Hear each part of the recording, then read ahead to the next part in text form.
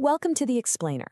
Today, we're diving headfirst into a really pivotal chapter from Betty Smith's A Tree Grows in Brooklyn. We're going to see how two, kind of small incidents, both driven by love and just terrible judgment, end up completely turning a young family's life upside down. Okay, so let's get right into it. Chapter 14 kicks off with this line, and wow, does it set the stage. We're in 1912 Williamsburg, and you just know right from the jump that someone's good intentions are about to go horribly wrong for the Nolan family. It's like a big, flashing sign that a character we're meant to love is going to cause some serious trouble. All right, so the first domino to fall, it's all because of their Aunt Sissy. She's a woman who is just full of love, but like the book says, she's got a big but mistaken heart. And her first big mistake, well, it involves a kid's toy. So Sissy's walking to see the kids, Francie and Neeley, and she spots this thing.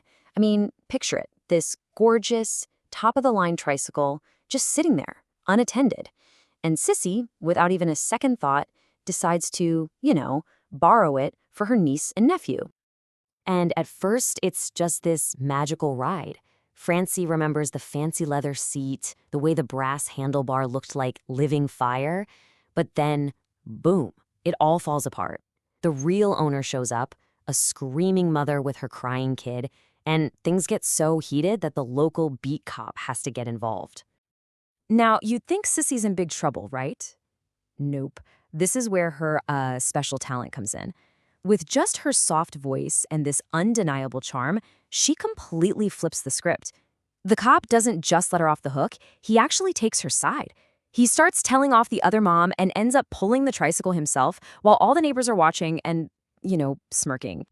So sure, they win the fight, I guess, but the real damage is done. The Nolan's reputation, which was already a little shaky, is now the talk of the neighborhood.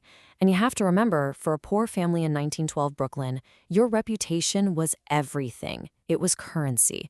And this whole public mess plants the very first seed, the idea that they need to get out. So, just as their mom, Katie, is thinking about leaving, a second incident happens. And this one is way, way more serious. It pushes the family right to the edge.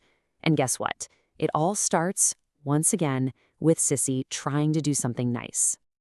And it all begins so innocently. Seriously, Sissy's over watching the kids and brings a little craft project. They're going to decorate an old cigar box. It's just this lovely, quiet afternoon activity. They're all working together, and when they're done, the box looks just like a beautiful bed of carnations. Then, as she's getting ready to leave for a date, Sissy realizes she needs something to keep the kids busy. All she has in her purse is this cigarette box. And get this, the brand is called American Dreams. She gives it to them as a toy, but with one very, very strict warning. Whatever you do not open this box. She knows what's inside is not for kids. Of course, what happens when you leave two curious kids alone with a mysterious box you told them not to open? Yeah, you guessed it. Curiosity wins. They break the seals, open it up, and inside they find what the book calls rubbers, condoms. Now, to them, this stuff is totally uninteresting. So in their complete innocence, they tie them all to a string and hang them out the tenement window for the whole world to see. An absolute disaster. Can you even imagine? Their father, Johnny, comes walking home from work, looks up and sees that hanging from his family's window. The book says his face just burned with shame. He's speechless, completely mortified.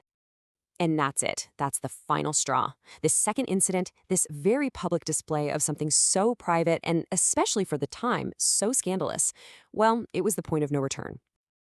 That night, Katie's sister Evie comes over, and she just lays it all out. No sugarcoating it. She says Sissy is a bad influence, and for the good of the kids, she has to be cut off from the family. No more excuses. So Katie makes this gut-wrenching decision to ban her own sister. Her sister. The shame is just too much, and they decide they have to run. Not next week, not tomorrow, immediately. But here's the thing about their big escape. It doesn't exactly lead them to a better life. Not at first, anyway. Where they end up is it's a stark contrast to their old place. Let's be clear, this is a huge step down. They're going from a ground floor place with their own stoop and their own bathroom to a top floor apartment with a toilet they have to share out in the hall. But that's what they're willing to sacrifice. They're trading comfort for a chance to just disappear and escape their reputation.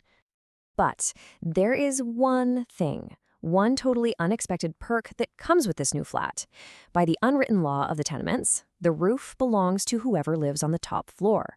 So suddenly, they have sole access to this private space high above the city streets. And this is the moment everything changes.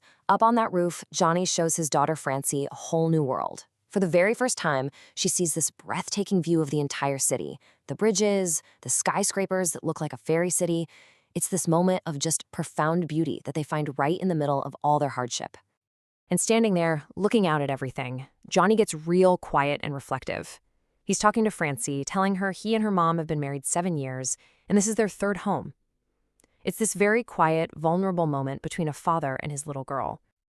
And then he says something that's so quiet you could almost miss it. Not, "This will be our last home." He says, "This will be my last home." And oh, that line is just heavy with foreshadowing. As a reader, you just get chills, right? A 6-year-old Francie doesn't get it, of course, but the words just hang there in the air. So it all comes down to this, really. This move, which was born out of shame and just pure desperation, it accidentally opens up a whole new perspective for this family, literally from the rooftop and figuratively. It really makes you wonder, right?